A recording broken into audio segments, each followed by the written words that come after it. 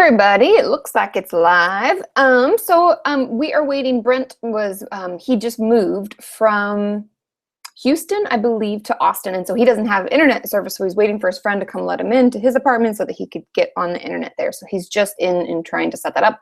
But I thought I'd get started. So let me know. I'm going to refresh my YouTube page so that it shows that this is live, and then I can monitor the comments below, so that you can ask your questions below that. Okay, I'm opening it up now. It says live now. So if you're, I'm just going into the comments below the Hangout. So if you want to ask, because there's a question already loaded up, hooray! So I will be in the comments below this video. I'll also be on Twitter answering questions, and we'll just be around and about. And Brent had some really good ideas and some good questions that he was bringing from people that had asked him things. Yeah, so we will just take it from there and try to answer as many questions as we can. And I hope that there's no lag. Let me know how this is, if you can hear me. I'm in the office now, so I'm closer to the router. You know, internet rules our life. And so hopefully there won't be any lag. Ooh, got a tickle hair. You guys ever have a tickle hair? You're like, where did that come from?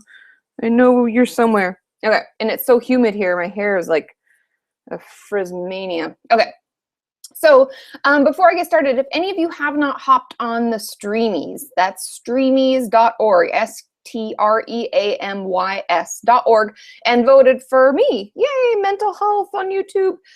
It's really important, I think, that we take the time to hop on and vote. No one doing health-related anything has ever been nominated.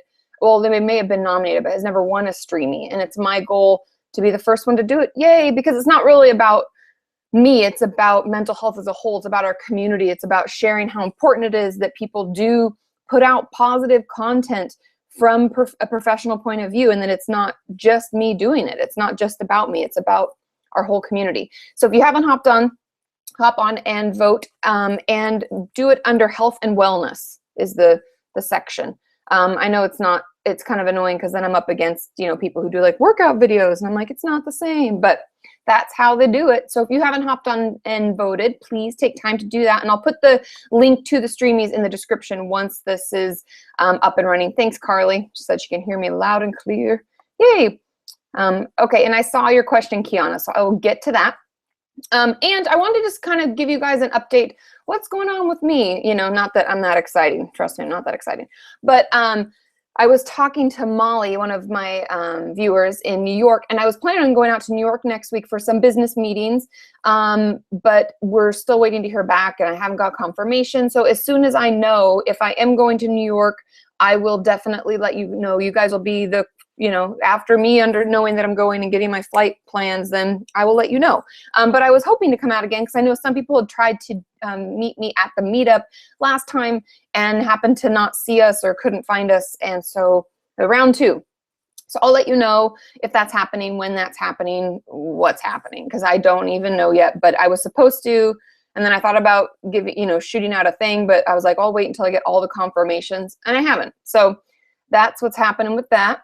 And I have VidCon coming up at the end of July. If any of you live in the SoCal area, VidCon happens in Anaheim once a year at the end of July. This time, sorry, I'm looking at my calendar here on the wall because I'm old school like that and I have a paper calendar. It is July, I think it's the weekend of the 24th. And I think it actually falls on the 23rd, 24th, 25th. And I have 2 panels that I'll be on, which is so exciting. And I will post, I created an event on Facebook where it is the VidCon event, and I will add in my panel times because I just got those out to us not too long ago. And I can tell you they're both in the morning. One's at 9:30 and one's at 10:30. I think one's on Friday and one's on Saturday. And so I will be speaking about health on YouTube and the responsibilities that many of us have to our viewers to give you, you know, appropriate content that is based in fact, or we've done research. And what is that? I mean, a lot of it's going to be the conversation around that, which is really cool. And it'll be, obviously I'm the only professional on YouTube that really does this. There are some people who I know have started, but I've been here the longest, I guess. And so the other people that will be on the panels are more people who vlog about their life and share their own mental health path to recovery and stuff like that. So it'll be really cool. So if you're around, I'd love to see you. I'd love to meet you at VidCon. I'm getting some really cool things to give out to those of you who show up. And I will let you know when I'm doing my meetup. It'll probably be on Saturday. But I will keep you posted because I know weekends are oftentimes easier for people. And I'll be doing that in the afternoon. Okay, so let's see. Let's get to our first question.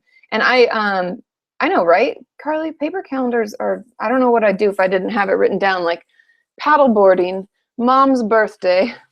I have all this stuff written, like I'm old school. Okay, so let's see. Okay, first question. How do you know when your eating disorder gets serious enough to step back up a level? Things have been getting worse with my eating disorder, but I've done so well for so long. Now I don't know how to ask for help now that I've been an outpatient for so long. What do I do? And that can be really hard. I know from a lot of you, there's the hair. You can't see it, but I felt it. For a lot of you, it's really hard to ask for the help, even though we know that recovery is not. I love that Emma said it in our emotional abuse video last Monday, where she's like, recovery is not like this. It's not linear. You're not going like A to B. It's like, it's all over, right? And even though we know that logically, right? We put on our logic hat and we're like, wow, well, recovery can be up and down, forwards, backwards, all sorts of things. It can be stagnant for a while where we feel like we're just stuck in traffic, kind of not moving forward. And even though we know that logically, it can be hard to ask for help when we recognize that we're going backwards. And knowing farewell that that is part of the process and it's okay. It doesn't mean you failed. It doesn't mean you don't deserve anything. You're terrible, horrible. Don't let that negative voice rule your life.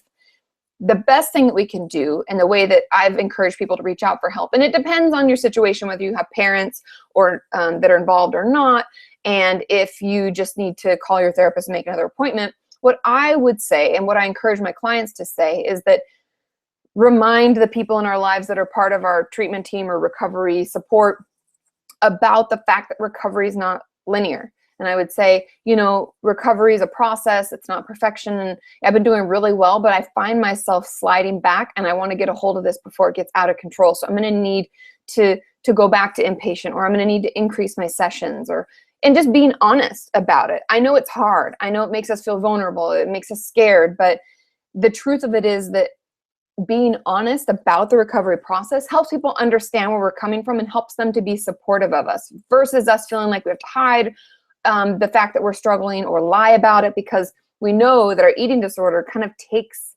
over lies and secrets, and it makes it worse. It like feeds the eating disorder. And so I would encourage you that if you're feeling like you're struggling, speak up about it. Let them know that this is a process. It's not perfection. Have them watch one of my videos if they don't believe you. Be like, no, this is a professional and she specializes in eating disorders and blah, blah, blah, blah. Because I think it's important that we are honest, because that's part of recovery. It's being honest with ourselves and with those around us. And sometimes it's the hardest to be honest with ourselves. So maybe it's you having a little journal time where you sit down and you say, you know, things have been kind of shitty and I've got to change it. I've got to start figuring out what's best for me, or I've got to get more help or whatever, and then move on to sharing it with someone else. And if any of you have experience with this and how you've asked for help, let us know below, would you? Okay, now I am refreshing the comments here to see if we have any other questions. Oh, we do. Oh, thanks, Allie. She's like, you got this. Okay. Oh, and AJ's on. Everybody's on. Courtney and Anna. Okay. So this is from Courtney, and she says, hey, Katie, how do I deal with suicidal? What, Katie?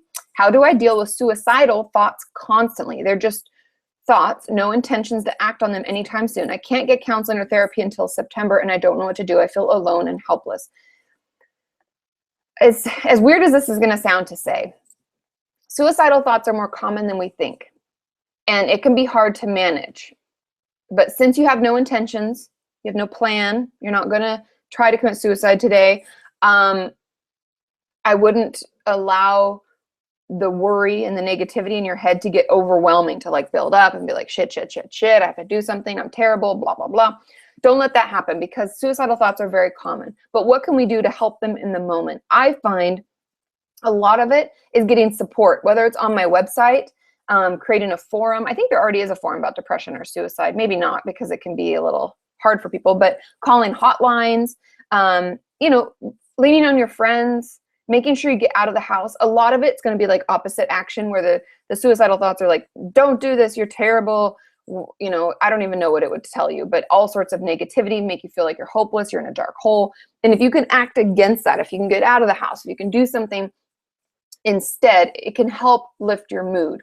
Find things that you find enjoyable and try to do them. I know it's hard. I know motivation is like this big, but we have to try to just get out of there, because until September, you're not really going to get any like professional support where you can, you know, get to talk about it and process through it and get the actual guidance that you're looking for. But suicidal thoughts are common. I also have this suicide safety plan, I think, or prevention plan. I think it's called safety plan. Look that up on my YouTube, and please do that. If any of you have suicidal thoughts and you are feeling like they're just taking over your life, please, please, please watch that video. Suicide prevention plan, I think is what it's called, or safety and prevention plan.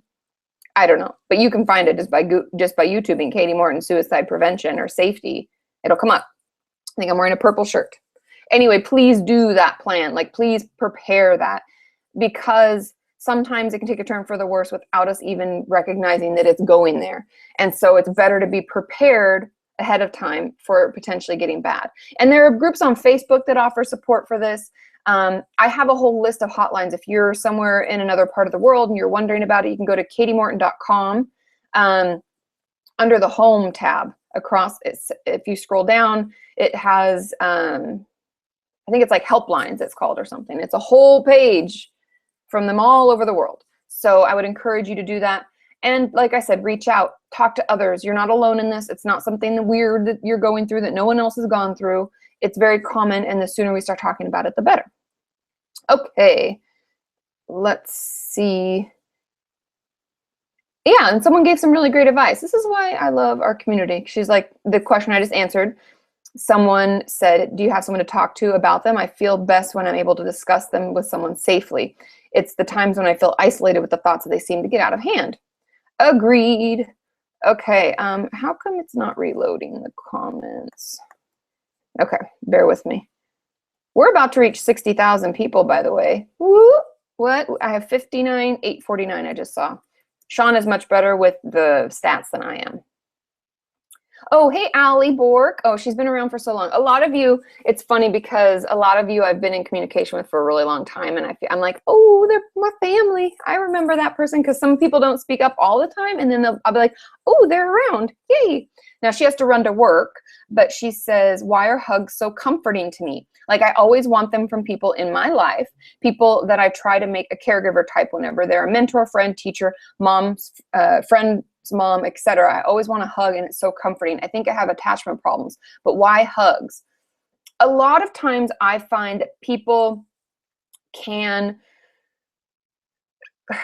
not be, and I hate even talking about this in this way, because it's not a put down on parents. I never mean to put down parents, because we all know that they do the best they can. It may be shitty, and they may be shit at being a parent, but they're doing the best they can with what they have. And some of them have had shitty parents that don't even have a role model to even try to do better. And yes, they should do better. But a lot of us, regardless of whether our parents even knew that this was happening, didn't get the love and support that we need.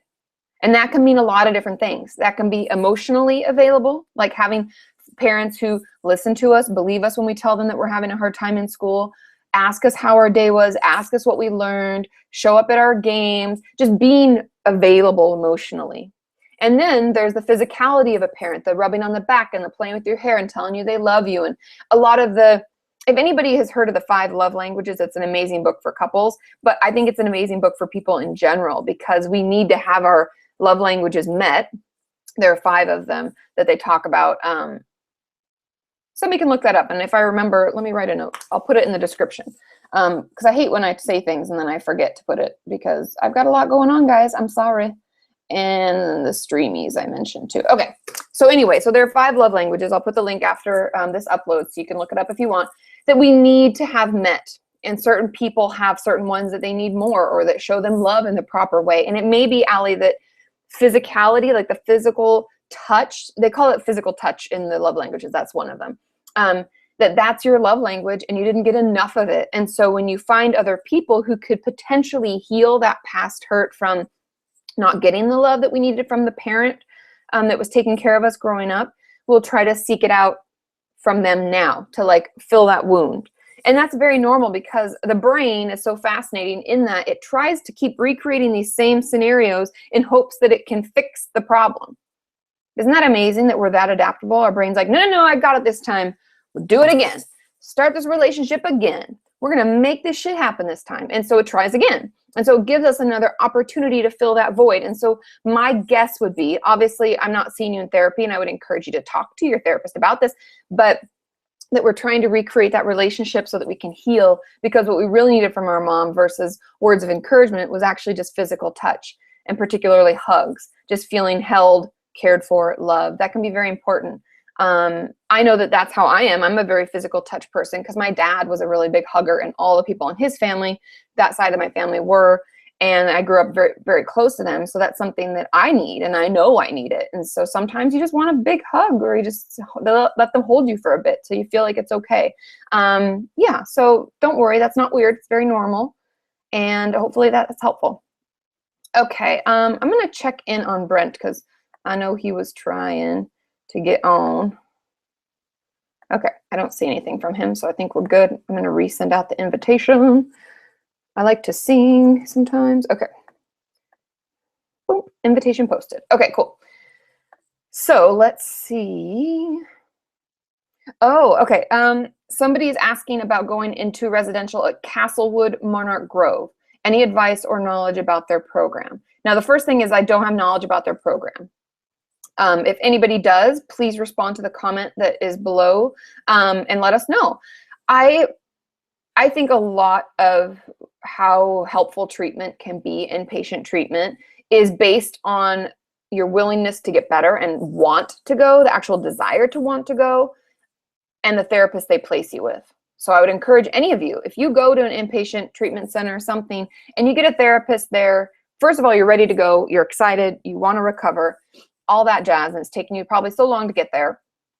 If they put you with a therapist you don't connect with, and you're like, man, she's just terrible for me, it's just not a good fit, ask to change immediately. Don't waste any time. Inpatient time is so valuable and it's so short-lived. We should be able to stay as long as we need, but insurances don't agree with that, and so it's really tricky, and there's no time to waste. So if you don't like your therapist there, please ask for another one. And I know it's hard, but the groups can be some of the most beneficial things and the most beneficial work you can do as far as building relationships, communicating about what's going on. If you're at that point, I think it's great. I think it's all about how you work it. Some programs obviously are better than others because of who's running it and what they actually understand. I mean, if they're not talking about eating disorders as a coping skill and helping heal old wounds, then I'd probably wonder what the hell they're doing there. But for the most part, they know what they're doing. It's all about how much you want to work it and how much you want to get better. And I know there's going to be days where you don't, but that's just life and that's normal. But the fact that you get up the next day and you try again, and we keep fighting, and we do the hard work, and we cry, and it's overwhelming. But I think it will be really great for you. And I'm really proud of you for getting that level of care and, reaching out. Okay, let's see. Am I missing anybody? Okay. Currently, I'm in recovery from an eating disorder, and I'm worried that a friend of mine might have an eating disorder too, but I'm afraid of talking to her because it might trigger me. What do I do? Now, this is a little tricky. Number one, because if you're worried about a friend, you probably should talk to them. But if you're worried that even talking to them is going to trigger you, then you may want to distance yourself from that friend. I don't mean it in a hurtful way, like, oh, I can't be friends with you ever again, but you could just say, like, well, I guess you can't even say because you think that might trigger you. But honestly, you can manage a trigger in order to communicate clearly with your friend. We get triggered all the time. And I know if you're using your alternatives and your distraction techniques and ways to communicate and use your tools, you can get through it. And if we're preparing for this one, prepare to have something going on afterwards. Like have a friend who's supportive and loving and doesn't bother you sit down with you for lunch later after you do this, so that you have the support while you're eating, and you have the support for your recovery or whatever, or you can talk about it. And I would just prepare to say something. I would say, I'm really concerned. It may be just me, but, give them the option to deny or to say it's not, and it may not be, but I always like to give people the option out. Don't feel like They don't want to feel attacked. And so you can say something like, I'm really worried, and you know, I struggle with an eating disorder, and I'm noticing some of the same things that I struggle with. It looks like you're struggling with, and you know, I'm just worried about you. If that's what your point is just letting them know that you're there and that you're worried about them. But if you're worried that they're really going to trigger you and hold you back in your recovery, then the whole point of the conversation might be to say something to the effect of, you know, I'm so sorry that you're going through this, or I think that, you know, you're really struggling and it's hard for me. So while I'm working on my recovery, I may not be able to see you as much until I'm feeling better and stronger. And just put it on yourself. Make it your decision, your choice, because it really is. And you're protecting your recovery, and there's nothing wrong with that. And if they can't see that as a friend and understand, then it probably wasn't, you know, worth it anyway. They're probably not that great of a friend to begin with, because I can't think of any one of my friends that I wouldn't try to seek to understand. And if I was bothering them or hurting them in some way, I wouldn't want to do that. And I'd do anything to make that stop. So yeah, that's what I would do. You have to talk to them. I know it's shitty, but we can't just, I get frustrated in my life. I'll share my own personal stuff. I get frustrated in my life when people don't communicate and they just like disappear, or they lie, like outright, just fucking lie to your face. Like, I know it's hard to be honest, but sometimes we just have to eat the crow. We just have to say, I was an asshole, or I'm sorry, or I fucked up, or whatever. And yes, the anxiety leading up to that can be hard, and it can be hard to communicate and be honest.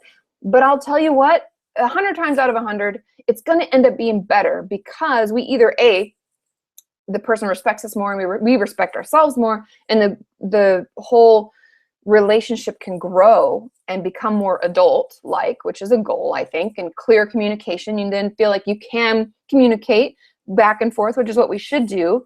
Or B, you realize what a shit friend they were, or how with you together just does not work.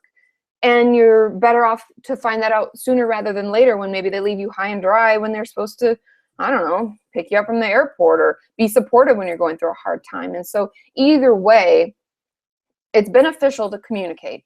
I can't say it enough. And it's hard. I have trouble. I don't like conflict, and I don't like to go into situations thinking that I'm going to fight with someone. And so I go in with an open mind thinking, I'm just going to try to communicate. I'm going to try to keep my voice very level. I'm not going to raise my voice. Yeah. And just do the best, because the more we can communicate, I'm telling you, the less issues we'd have as a whole. Okay. I know it's hard, but we can do it. Okay. Ooh, this one, Noobity Boobity. I love your guys' names, by the way, online. Sometimes it really gives me a giggle. Okay, it says, my question would be how to handle withdrawal from medication. I've had some scary side effects, and I'm worried that I'll end up back in the hospital. Oh, it's no problem if you sent me a chat. I swear to God, Hangouts are always changing, and the chat feature always, when I try to open it up, it's just between like Brent and I. And it's so annoying. And I can't see when you guys, when it says to send a chat, I'm like, where the hell is it supposed to show up? So that's why I said put it in the comments or put it on Twitter. And that's totally fine with me. Because then I can find it, and it's easy peasy. So, okay. Anyway, so the real question, sorry, I'm toggling between like 5,000 different things. Okay, the real question is about withdrawal from medication. Now, I am going to have, and I actually just called my friend Philip the other day, because I'm going to film with him. He's a psychiatrist, and he'll answer a lot of your questions about medication and just give you kind of a rundown of what it is, what we can expect from a psychiatrist. But if you're worried about withdrawal from a medication, first of all, I'm talking louder because I want you to hear me. I hope none of you, not one of you, is taking themselves off medication without talking to their doctor, because withdrawal can be a bitch, and it can be really bad, and it can be scary. It can be medically dangerous, and you need, oftentimes our doctors don't always tell us that, because they're racing between patients and they just don't spend enough time, and so it may be scary. Please don't do that. I get so frustrated. My clients like, I'm just going to stop it. I'm like, no, you're not. I feel like a mom. I'm like, no, don't. Call your doctor. Please, please, please. If you want to stop the medication, call your doctor. They'll take you off if you're like adamant. They'll titrate you down. Titrating is when you slowly move off of it so that you don't have any adverse withdrawal symptoms or bad medical conditions that can come up because of it. And so if you're worried about withdrawal, please call your doctor. I know that you're probably wanting more information from me, but I'm not a doctor, and I get frustrated when therapists pretend they are and give advice on like, take these herbs and take this medication and you should go to your it's really out of my scope. I'm not a physician, I'm a therapist. And so I can give you advice on relationships, communication, but ways to better your recovery. But when it comes to medication, it's separate. So if you're worried about handling withdrawal, please talk to your doctor. Let them know about the past. That's the most important thing. Write down all the medications you've been on before that you've had withdrawal, or things that have worried you, or issues you've had in your body, past illnesses, all that shenaniganness, and make sure they understand. And then, then we'll make sure that we're getting you what you need, so that you don't end up back in the hospital and you do feel better. Okay, I need water. I was drinking too much coffee. Sean got me an espresso machine for Christmas. Amazing, yet also slightly addictive. So, okay, let's see. Okay, this is a good question. Is it normal not to grieve a parent's passing? My dad just passed away at 40. Oh, I was like, what? Sorry, it's a bunch of numbers. So my dad just passed away at 47. So he's the age of 47 3 weeks ago. And I haven't grieved his death. It feels like nothing has changed. And in the meantime, my eating disorders got extremely bad as well. What can I do? Why am I so numb? Well, it doesn't sound like you're actually so numb at all. It sounds like your eating disorder is taking over. Sorry, I'm pretending that you're my client right now. That's what I'd say when they're like, but everything's fine. I'm like, no, because you're not eating, or you're overeating, or you're really working out too much, or whatever it is. If your eating disorder has gotten worse, you're feeling something and you are stuffing that shit down. You're not processing it. You're not talking about it. And yes, on the side of grief, having lost my father, was it 6 years ago? It's a weird process, and it can come and go. And there can be days that it's really hard to even think about it or talk about it. And then it's like, no big deal. Like some days you're like, well, yeah, my dad died. Like if anybody who doesn't know me is like, oh, when my mom was coming in town in June, like a couple weeks ago, they're like, oh, is your mom and dad coming in town? And I'm like, no, my dad passed away years ago, but my mom and her boyfriend are. And they're like, oh, I'm so sorry, and at that point I'm like, oh no, it's okay. It's been a while. It's fine, But there are some days where like I stumble upon old photos, or I'll just have a bad day. It's life, right? We have bad days. And so grief can be weird, and it can take a while for you even to feel it. And then it can go away and then come back. And the 5 steps of grieving aren't linear. It's not like, oh, well, I'm easily transitioning from anger towards bargaining. And no, that's bullshit. That is not how it works at all.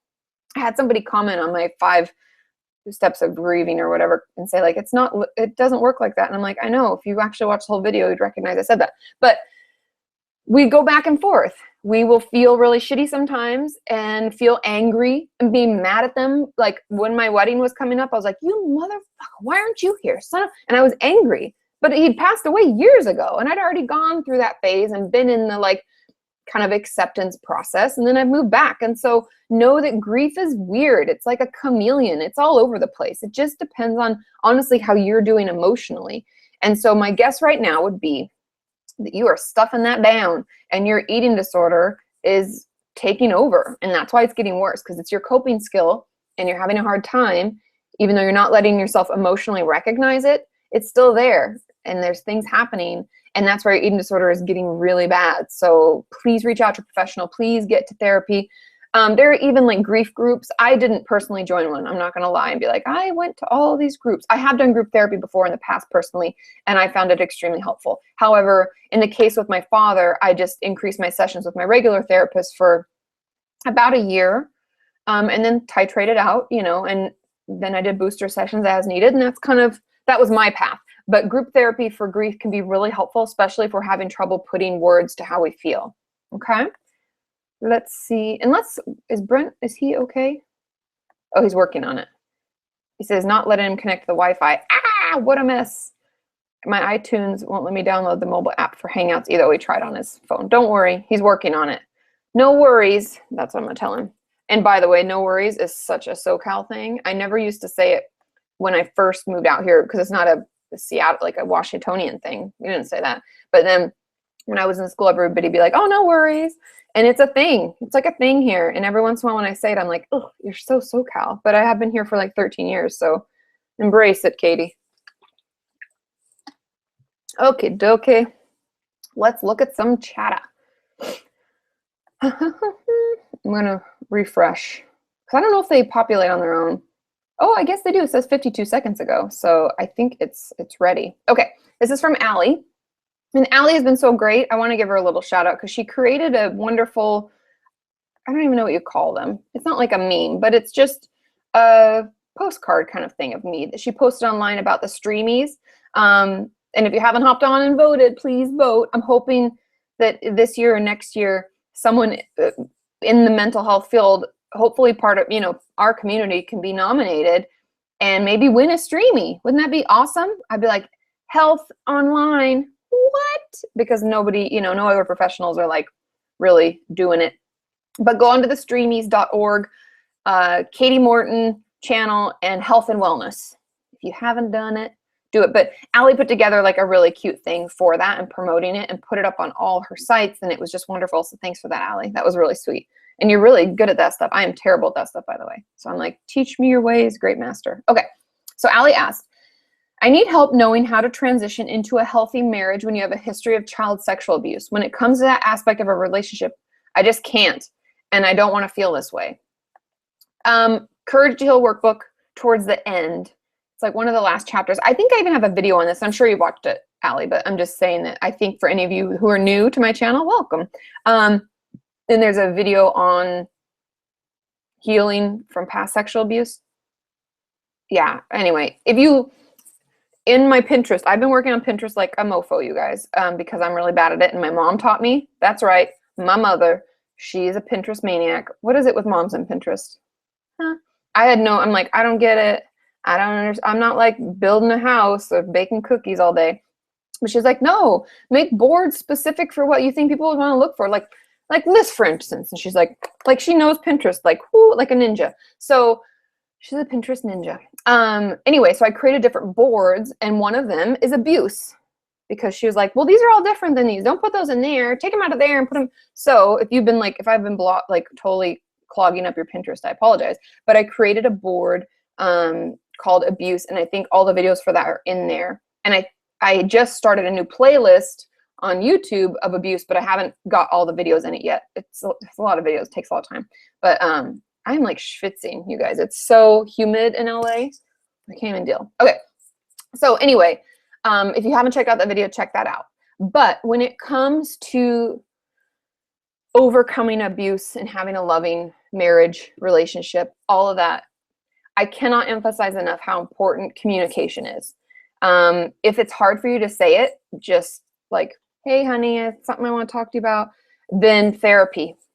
And I always, okay, so a lot of people and a lot of my clients in the past have been like, but going to therapy makes it sound like there's something wrong in our relationship. No, we're preemptively striking, so that we don't have problems. It can be really hard to communicate. I think this is me personally talking about my own relationship. I think it's personally harder for Sean to speak up to me about stuff than it is for me to speak up to him. Women in general, I don't know if it's just the way we're raised or if it's something genetically. I don't even know. I haven't read up on this, but we're more verbal in general. And we communicate with friends a lot about how we feel, what's going on. That's why there was this huge study that came out. It was a couple that did it about women and men and like getting over breakups. And women get over 2 times faster because we actually communicate more with our friends, express ourselves more, and get over it quickly. Obviously, it doesn't work for everybody. Everybody's different. There are probably some women who are like, no, I don't like talk at all. And that's totally fine. I'm just generally speaking. And so it may be good for you and your husband to get into therapy to not only give you a safe place to bring it up and feel like it's supported and it's okay, but also give him a place to ask the questions that maybe he's afraid to ask or better understand without the fear of, making it really hard on you and, feeling like it's like a safe, contained space. And being in therapy or communicating more with your partner can really help you let he or she, for those of you, not saying anything, but I think Allie is getting married to a gentleman. You can let him know how hard it is for you and maybe create like a safe word or something that you say to be like, I have to stop. I'm so sorry. Can we come back to this? it can be really hard to have a healthy sexual relationship after past sexual abuse, but it's very possible. It's just something that we have to work on. We have to work on communicating. We have to work on being open and honest with them about it.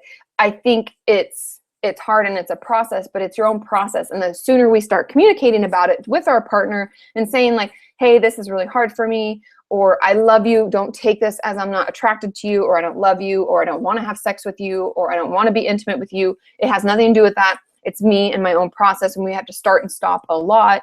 And that's why, honestly, I think therapy is the best, because that can be really hard to say, and we can feel really embarrassed, and we can just be having a hard time. And so I think that I'd get into therapy so that you can work through it, so that you feel like you have a safe and healthy foundation from which to grow. And if any of you have experience, as always, if you have experience with any of this, I always welcome your comments. You can reply back to people. Right now, it allows anything to be posted, anything that you share. And obviously, if there's something inappropriate, I'll remove it because I'm good like that. And let me check in really quickly on Brent. He's still working on it. He's very annoyed. I'm sorry, Brent. Okay. I know, right? Carly said almost 60,000, huh? When I first found your channel, I think you had maybe around 12,000. It's been crazy. Yeah, it's been like crazy. Okay. Okay, let's see. We're going on questions. I think I do have to refresh because it has not said more than 52 seconds. And that is just weird. And there's no lag, right? We're good. I think everybody said we're good, but I'm just checking. Okay, cool. Allie, bye. She had to leave for work. She's like, thanks for answering my question. How come some of them didn't? Okay, here's a question for me. I can answer this. I don't see any others. Okay, it says, how's married life going? Is it hard? Honestly, it's funny because I get this question a lot. I have a lot of friends that just recently got engaged. I'm looking up because I have all their little invites and things. And like I posted this little cute thing that my friend Liz got engaged, and she asked me to be her maid of honor, or matron, because I'm married. So now I'm, can't be a maid. And it has this cool ring. Okay, I'm getting distracted. And it has chocolates, which makes it even better. But I'm going to wear this now. Look how fun this is. She's so cute. So, anywho, married life. First of all, my self-disclosure, I never really cared if I got married. I'm one of those weird girls. I never was like, oh, I just didn't, I don't know. I was like, I want to do big things. It's funny, if I read my old diaries, which I should have like a reading if I can find those. I told my mom, I'm like, Mom, you have my diaries. I kept a diary, you guys, seriously, from when I was in like 3rd grade or 4th grade. Is that even possible? I was like little, like I had nothing to write about. I'm like, hey, I went to grandma's house, had barbecue ribs. It was amazing. Like that's all I had to say because that's all that was going on. But I kept it all the way through high school, every day. Obviously, there are probably some lapses where I'm like, because as I got into high school, it was harder to keep up because I was busier with sports and stuff. But I kept a diary. And it's funny, if you read back, like through the growth of Katie as a little kid, I'm like, I want to live in a big city. I was raised in a very small town. Like I lived on actually what used to be a farm, but then was a Christmas tree farm. My mom doesn't live there anymore because too many memories of my dad. So she got a different house, but we still own that house. So I still see it and like, oh, but, so anyway, I was like, I want to live in a big city and I'm going to be a lawyer. Yeah, right. And I'm going to wear a suit to work. Like, I don't know where I got this, like, go get them. But it was nothing in there about having children or getting married. Zilch. Never. Not a one time. And it cracks me up because my other friends, my girlfriends, are like, oh my God, I've been dreaming about this. And I had so many plans. And I had none of that until I met Sean. And I remember my brother even, like, it was probably a year before I met Sean. He's like, are you ever going to settle down? And I was like, what's up to you? Just because you married your high school sweetheart and that's just not, I don't care. I'll be who I want to be. And so, but when I met Sean, I just wanted to be with him. And I think getting married, because everybody's like, because we lived together before. I know, living in sin, for those of you who are religious, I apologize. But we'd been together for 5 years before we got married, and it didn't change anything, really. But the difference to me was that it just felt like he's my family now. You know, he was my person and my partner before, but now he's my family. Like, we're a family. And I think that level of commitment and just the feeling of someone like you're in it together for reals. Like when I quit my full-time job and I just have like my private practice and you guys, hey, I was like, we talked about it for a long time and he was like, do it. If you want to do it, let's do YouTube more. Let's just make this shit happen. And I was like, well, if I sink, you sink. And he's like, well, we're in it together. We're a family. And I think that feeling of like, we're in it together, you know, that's what felt different to me. The level of commitment was different, but our relationship's hard. I actually don't think my relationship is hard. Yes, relationships are work. Like, I have to work on not being so stubborn, not being so aggressive sometimes. Sean will be like, whoa, you just came in here like all, because I'll already have thought ahead because I'm a girl and I'm in my head all the time thinking about things. I'll have already like thought like we've kind of had a conversation, even though I know we haven't. I'm not like crazy, but I'll like already have built myself up and I'm like, oh shit, I seem to do this thing. Why isn't I doing this thing? Blah, blah, blah, blah. And then I'll come in, I'll be like, I need you to do this. Blah, blah, blah, blah, blah. And he's like, whoa, whoa, whoa, you're just like all aggressive up in my shit. Like, what could you just communicate? What's going on? What do you need? And that's what makes it great about being in a good relationship is like, he slows me down. He's so patient and calm. And he's like, Katie, I'm happy to help. So start from the beginning, you know? I'm like, oh, I'm being crazy. I'm sorry. And so it's definitely like a work in progress. Like, I'm a work in progress. Nobody's perfect. And so relationships take patience, and it takes me not freaking out about certain things and like picking. The best advice that my mom ever gave me about being married is pick your battles, Katie. You can't fight about everything or you'll fight your entire life, and nobody wants that. And she's right. There are things that I let go a lot, and things that I'm like, you want to leave that a mess, you leave that a mess. You want to, do whatever, you do whatever. And it's not worth the fight. And so I pick my battles very carefully, and I try to communicate about why I'm upset versus just being upset. Obviously it's not perfect, but yeah, it's really taught me a lot about myself, and it helps me to, I think he's made me a better person. I mean, he's the whole reason I'm even online. He's like, you should do this. I think people would like this. You could share your information. Like, thank God for Sean, right? Let's give Sean a shout out. So yeah, marriage is a great thing. It just has to be with the right person, or it can be terrible. It's like, I love Sex and the City. And if any of you watch Sex and the City, like I did, there was a part where Carrie meets Alexander Petrovsky's ex-wife. And she says, relationships are like couture. If they don't fit just right, it's terrible. And I agree. It has to be the right fit. Okay. I am looking for some questions. Okay, so we have a lot of questions about panic attacks and anxiety. Oh, there's actually a lot more questions. Why does it not load? Sorry guys, give me 1 second, because it's like loading them in a weird, I don't want them to be top comments. I want newest first. Oh, thank you. Hate that it does that. Okay. Oh, Carly's like, have you seen or are going to see Jurassic World? I am terrible. I never see movies. Don't tell anybody. I never see movies. I wait for them to come out on Netflix. I don't know why. I have a problem. I really did want to see Inside Out, and I still could. I just never make it happen. When I go out, I want to be like out. I cannot be in a theater. I have a problem. Like, Sean loves movies, and I'm always like, nah. I mean, I love the movie, but so maybe. Okay, so let's see. Okay, a lot of what do we do? One of the people in there said like she has trouble even leaving her house. Now, I had told you guys recently about how they will come to, okay, hold on. It's making me update payment information. It's Brent. And the Wi-Fi works fine on my phone, but not on my laptop.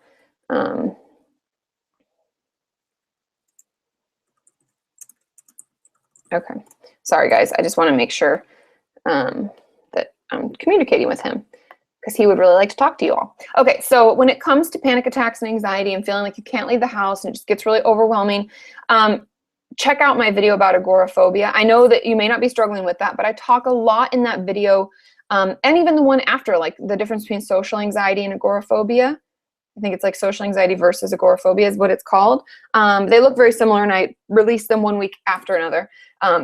or a couple days. I think it was the Thursday. Anyway, I don't know why I'm talking so much. So anyways, go check out those videos because the treatment options are very similar. And there are a lot of things that we can do. It's not only that the therapist can come to your house, which I think is an amazing thing that people do because we know it's hard to get out. Like if we actually if my specialty is anxiety and agoraphobia, then I'm gonna have to go to your house because you don't leave the house and it's hard for you to even let me in the house. And that's something we'll work on. And maybe we'll talk through the door. I mean, I don't know. So I think looking into treatment options is good.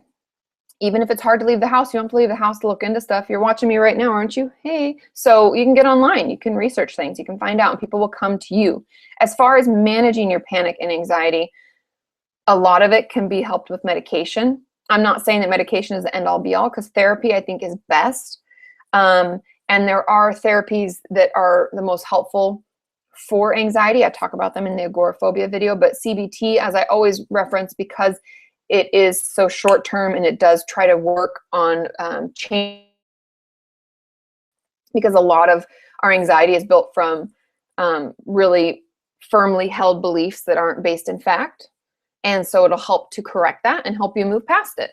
And that can be really helpful, and it can be something that you can work on quickly with someone and feel a lot better for. If you have a lot of panic attacks and anxiety related to PTSD, there are some treatments. Why am I forgetting? Is it RTT? It's mentioned, Chrissy mentions it in our video I did with Bria and Chrissy recently. She talks about the therapy that she did to work on her PTSD, and it may be in the video I did on their channel, but there's definitely that. There's CPTSD, there's therapy for all sorts of things to help specifically for that. And also breathing techniques you can do to help yourself in the moment. Like I did one with Bria and Chrissy, that's a new one where you put your fists into your hips and you bend forward. And that really slows your heart rate down and helps you calm. Also, I do the 4x4 breathing. I have other breathing videos. Meditation can help, yoga, journaling, screaming into a pillow. There are a lot of things that we can do. I actually was thinking, and let me know if you think this is a good idea. Just in the comments, be like, do it or don't do it. I was thinking about creating a video that's kind of comical yet serious, where it's like me acting out different ways that you can help with your anxiety or distraction, like where you see me run in a room and I scream in a pillow, or you see me go outside, I'm kicking a ball into a wall, or I don't know. I thought it'd be kind of fun, but it's very different than what I normally do. So it'd be like shortcuts of me doing all these crazy things. Let me know if you think that would be helpful. But yeah, so there are a lot of ways that you can help better manage your anxiety, and a lot of it is just recognizing the triggers and the buildup, because we often don't even notice when we're feeling like shit or when the panics are coming up or when the anxiety is building until we're already there. Like when we slide into a panic attack, or our anxiety gets so overwhelming that we just become like immobile, or we dissociate, or depending on what our struggles are, can be a lot of things that can happen. And I think it's really, really pivotally important for us to feel the buildup. So what's the trigger? What are our biggest triggers? And we may have to work backwards from our last panic attacks or our last dissociations. If we can work backwards, we can find out what triggered it and how does the buildup feel, and how can we better recognize that buildup and manage it when it's only like at a 4 versus trying to deal with it when it's like a 9.9999 and we're almost just over the top. Yeah, so that can really help. And that's something I work with a lot of my clients, is just like keep having them do that. It's like practice, because we have to get used to feeling it and recognizing the feeling. Okay. Okay, so we'll do one with Brent later because he's having trouble with his internet, and he's like, it'd be easier to do it when I have my own internet. No worries, Brent. We will set another date. Sometimes, you know, the interwebs are wonderful, and then other times they're so annoying. Okay, so let's see. Oh, Yar, she's so funny. She's like, you know, I was like, sometimes I sing a song of what I'm saying for no reason. And that is why. So Carly wants me to read my childhood diaries. If I get my hand on them, I'll read. They're so ridiculously hilarious. I'll have to post some photos on Instagram. If you guys aren't, oh, thanks. Carly tweeted out the 5 love languages on Twitter to me 33 minutes ago. So you can see that, and I will also put it in the description. But let me look through our comments here. Okay.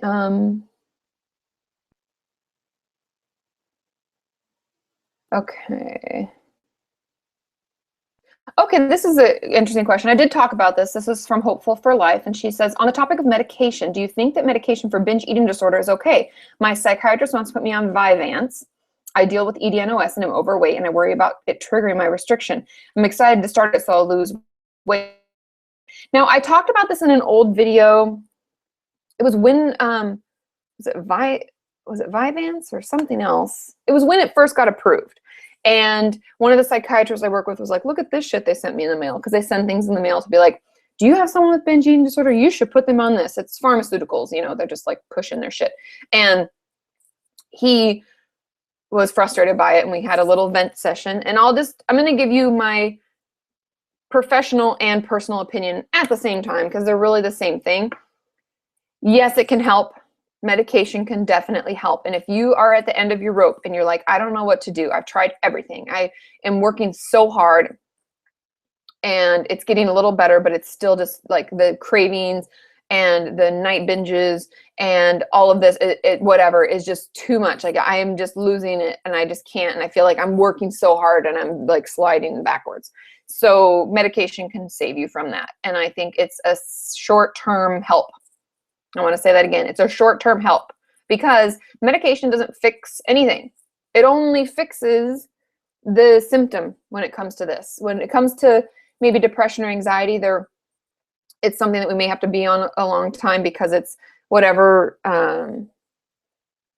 genetic component we have in our brain, or whatever deficiency we may have that's causing our dopamine levels to go down, or whether the serotonin levels have gone down because of something else or whatever. That may be something that we have to be on forever to keep our brains balanced. But binge eating disorder is just taking away the symptom of binging. It doesn't actually fix the fact that we had a problem and we are doing this because we are coping with food. We're self-soothing with food. We're eating because we want to feel so full that we can't focus on anything else. It's a coping skill, one way or another. And there are like 5 gajillion reasons that you're using it, but it's all to do with coping. And so it doesn't really fix that problem. It can help. It can help us get our head above water and feel like we're actually like making headway, but that's it. After the headway. Oh, Brent. Hello. I see him. He popped up at the bottom. We'll see if we can get him on. Anyway, so I could say that it's useful. Hey, can we hear you? Yeah, what's up? No. Hold No. on. He's on, but now I'm going to unmute you. It says you're muted for some reason. Oh, no, not anymore. Am I Say unmuted? something? Am I unmuted? Hello? Hello? Oh, why can't we hear? Can you guys hear Brent and I just can't? Or what is happening? She sent me the wrong password. I don't know. I'm sorry. So anyway, I think that using Vyvanse to get your head above water, to feel like you're actually making headway in your recovery, is good. But I don't think that using it long term, I don't think it's going to help. It's not going to help with your eating disorder, because it's not actually fixing the real problem. And we're still going to have that issue, and we're still going to want to cope, and we're still going to use eating as the coping skill unless we've replaced it with something else and actually worked through the problem or the reason that we are coping in the first place. Is that clear? I hope that makes sense. I'm not against medication, and I'm not against you using it to help yourself, but I don't think it actually heals anything in the long run. Okay, let me see if I can get Brent. Sorry, my nose is itching. Let's see. Mute. And I muted you, and now I'm going to unmute you. Maybe it's just not using your thing.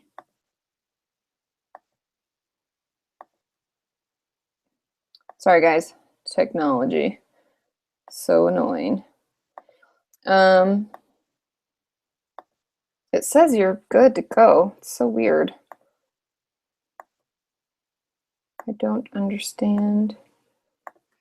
Hello? Hello? Okay, say something. Hello? Weird.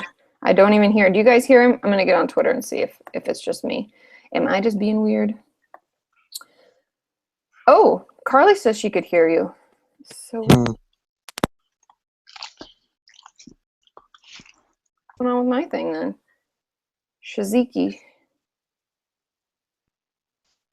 Weird, Brent. That doesn't help Yeah, me at all. yeah, it's strange. I think last Oh time my what we did, God. Why opened can't up I a hear you? separate, Mute me. you opened up a separate browser. Oh, I hear you when I take my headphones off. Uh, what a mess. That is weird. Well, hey, Brent. We How's it can going? stay on a little longer if people want. Let me see if I can do this with headphones because I always worry about the backlash.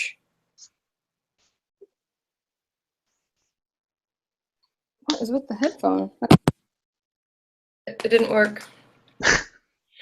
But I can hear you now. So bizarre. Okay.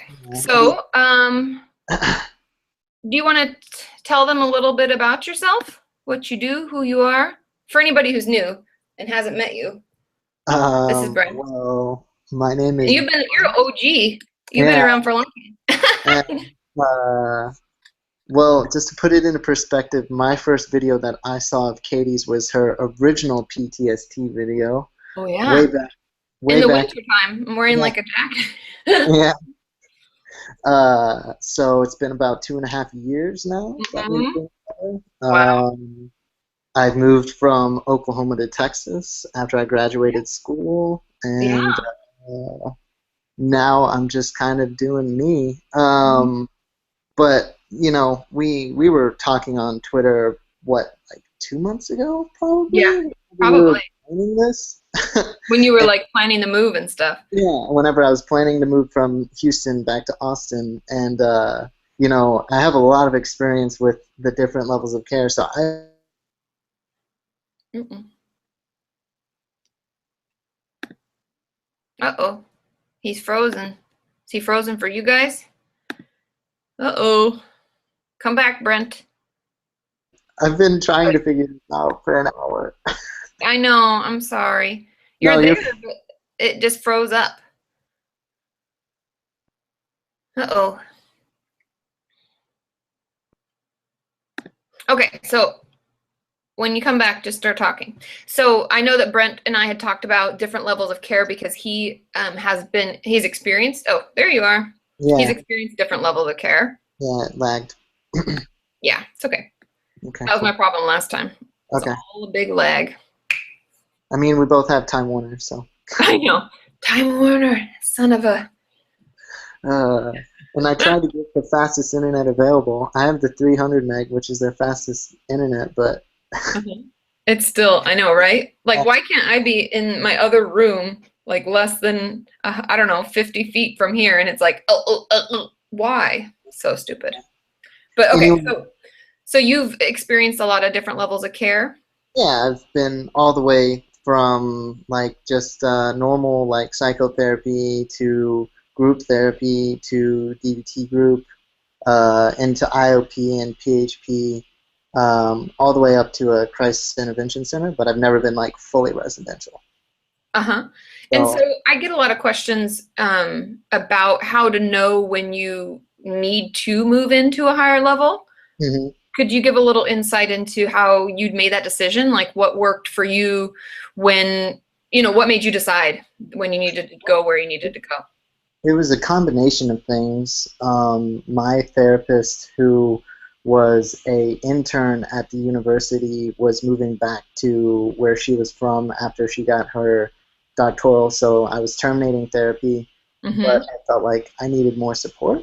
Uh-huh. So I contacted my insurance, and they were like, "Hey, we have this great thing that we somewhat cover through your insurance, and it's called PHP and IOP. So it's partial hospitalization and intensive outpatient." So Yep. um, that was in August of 2013. Mm-hmm. Yeah, I think 13. I Yeah, know, August right? 2013. You And were in then Oklahoma still, right? yeah, I was in Oklahoma. I was still at school at OU, and basically, I can give you guys a rundown of how it all goes. They they set you up with like an intake appointment, and like basically, a therapist talks to you and evaluates you and sees if you're a good fit for that level of care. If not, they give you some other resources. But after about 20 minutes of talking with them. They get you all set up, and you actually go into PHP that day. You actually start that day. So it's Okay. the program I went to was from 9 in the morning until 3. So Mm-hmm. PHP was from 9 until 3, but after your first 14 days, you get downgraded to IOP. Mm-hmm. So it's from 9 to noon, which was really awesome because I could actually go back to class. Mm-hmm. Yeah. So the second time I went to IOP, I missed a month's worth of class in 2 of my classes. So that was really hard trying to stay up with Catch up. classes. But afterwards it's so crazy because it was so worth it. Like I would have sacrificed. I almost did sacrifice an entire semester of school, but um, IOP is great. I think that a lot of people are scared whenever they first go into it because they've never talked in front of a group setting before. Mm-hmm. But group is powerful because you talk to Yes. so many different people and you hear so many different observations and their perspective on things and what they're struggling with. And it not only lets you know that you're not alone, it also lets you know you know that other people are struggling with the same things you are. It may be Mm-hmm. different scenarios, but it's still the overall, the same mindset, Yeah. same struggles. Uh, you know, in group, you see the rawest form of people, Mm-hmm. and it's really if you've never experienced that, it's really powerful. And I've seen some people who I thought were never going to change, and 3 weeks into IOP, they're a completely different person, and they're laughing, and Mm-hmm. it's it's crazy the transformation you see whenever you're with these people for so long. The only funny thing is whenever we got a break, everybody would go out and have a smoke break. I wonder what would happen if the therapists were there to hear what everybody was saying during their smoke break. Because I feel I'm sure the truth is spilled in the smoke break time. yeah, that's where the real shit goes down. I swear. I didn't even smoke then, but I just went out there because I didn't want to be in the room alone. So I just went out there and Yeah. hung out with them. So. But any specifics? Because I could go over the schedule and whatnot. Um, I think we'll stick with that for now. Let me see if there's any other questions that came in. I think a lot of people were just curious, when do we take the leap? When is, when Well, I when's can the tell right you. time? And I think you said it great with I just needed more support. Yeah. hmm And I think the second time was a lot different than the first time because the first time I was having really bad PTSD symptoms, so it was really bad flashbacks. It was really bad managing my PTSD. So I Mhm. think that's whenever it got to the point where I needed more support was whenever I was really delving into some of that trauma for the first time, Yeah. and I didn't have the skills necessary to kind of build that own folder in my head to kind Oh, poop. Hello? Are you there? Okay, I'll switch back over to me until his internet catches up. But I think Brent makes some really, really amazing, I guess, points and highlights part of his recovery process and the fact that if you feel that your I even tell my clients, if one therapy session a week isn't enough, you need to let me know, and then we can try to figure out a way to get you in for another time during this week. And if that's not enough, at least this is my belief, if 2 times a week is not enough for an outpatient therapist, then at that point we need to look into different plans like IOPs, PHPs, where you of. spend, are you there? You Yeah, spend part of your day. Okay, you're back. I've Um, been talking the whole time. Oh, that's like when someone hangs up on you or the phone cuts out and you're you just realize and it's been 5 minutes of you hey, blah, blah. That's the worst. I think it froze again. Okay, but anyway, I think that's the main point for you all to remember, that if what you're doing is not enough and you feel like you're getting worse or you need more support and you're struggling in between sessions or in between whatever it is, speak up. Call your insurance if you're in the States. Make sure that something's covered because it can be very expensive. But I think it's really important to reach out and to get the help you need. And the sooner we do it, the better. There's no need to struggle when there's help out there. hmm Yeah, I had no idea what IOP or PHP was until I called my insurance. So Yeah, and it's nice that you know what it stands for too, because I worked in all levels, like I within eating disorders, and DBT groups and stuff like that. I ran lots of those, but it's like inpatient. I know that in the UK, inpatient means like hospitalization, but in the States it's different. Usually it's like the intensive, the PHP is like a full day. You go in for pretty much a full day. Hospital, then, you're stepping down. So we're like hospitalization, and then we're going to like a residential treatment, and then we're going to PHP, IOP, and then just seeing me or something. And so those are kind of like the levels. But asking your insurance about it and talking to them, they'll let you know what's available. And sometimes we just have to ask. yeah, So yeah, cool. And definitely. you had a question from Facebook you wanted us to talk about? Yeah, let me pull it up real quick. Okay, cool. And let me see if I think I have some other comments. And we'll probably stay on, guys, for like 10 more minutes, and then I'm going to have to go. But I want you to get your questions in. Okay, okay. All Why? right. Okay. Here we go. What Okay. is your advice for going away to college and having good mental health? So Oh, it kind of goes hand in hand with what I was just talking about, mm-hmm. but I think in college you have to kind of one give yourself a break because you're really stressed all the time, Yeah. especially if you're working, especially if you're working multiple jobs like I was during school. Yeah. So you partition your day. You get into a schedule. I think that's really important.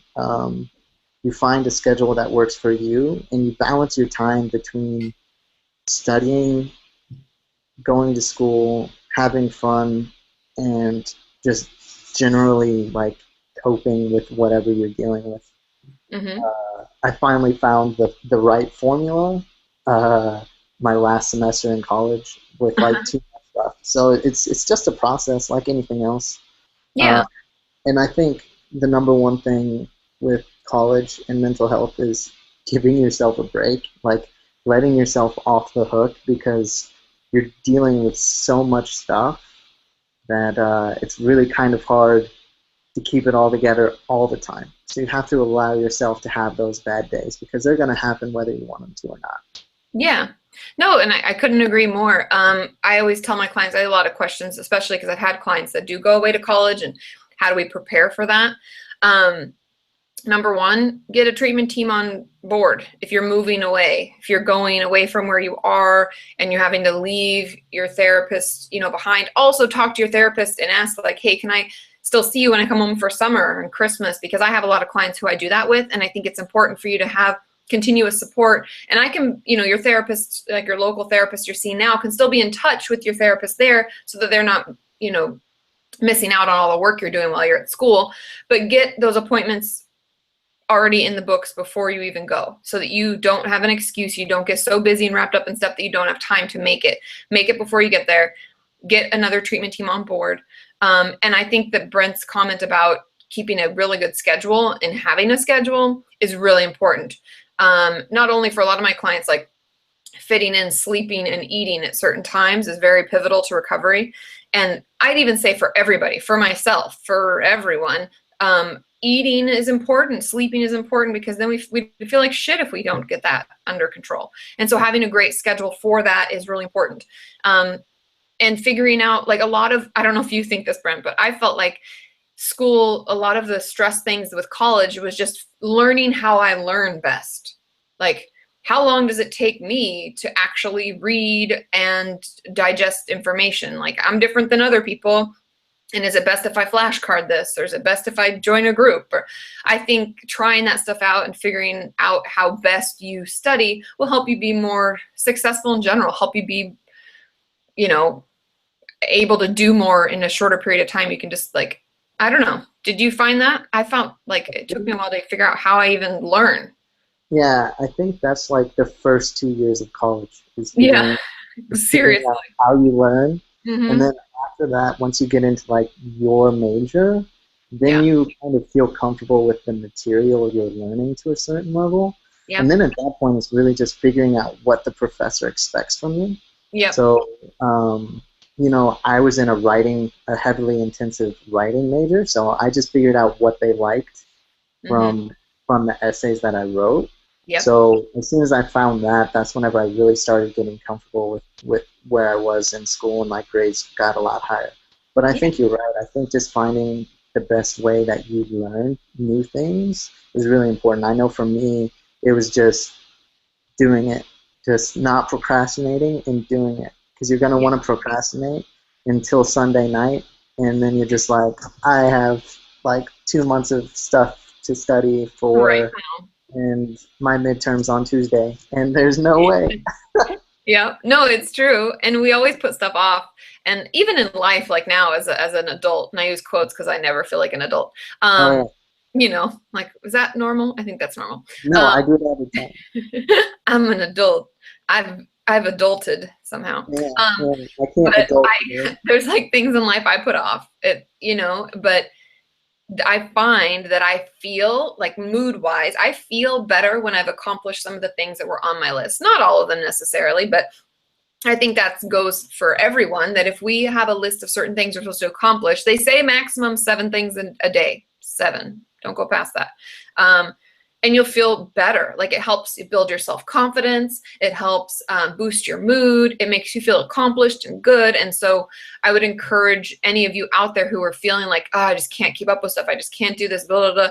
Making little lists each day of tasks that you can complete and checking them off, and not making the list like 100 million things long, and not putting things off until the very end. And then we're like, you literally don't have enough time to give what you need to each project or each study guide or whatever it may be.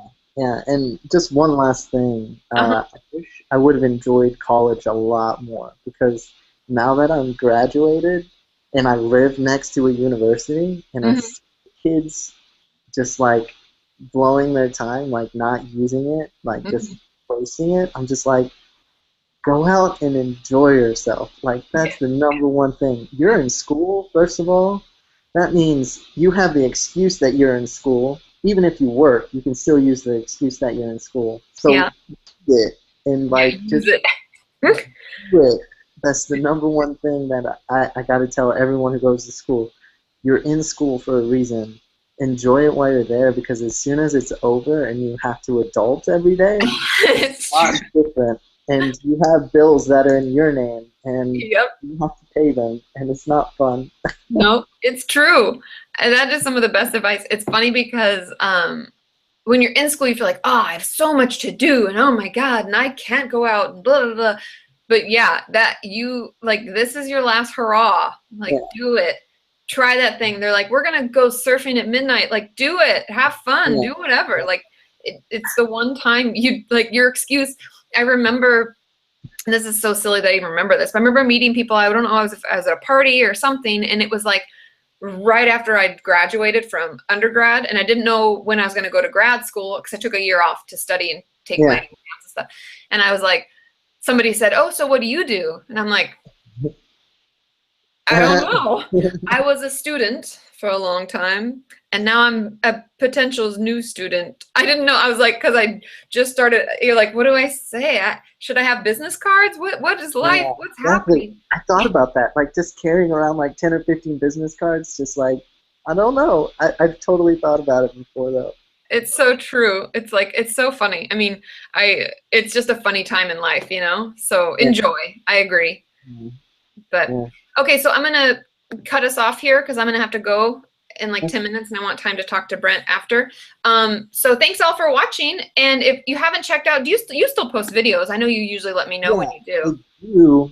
It's just I don't have internet right now, so I can't upload them. Okay. Sean's here.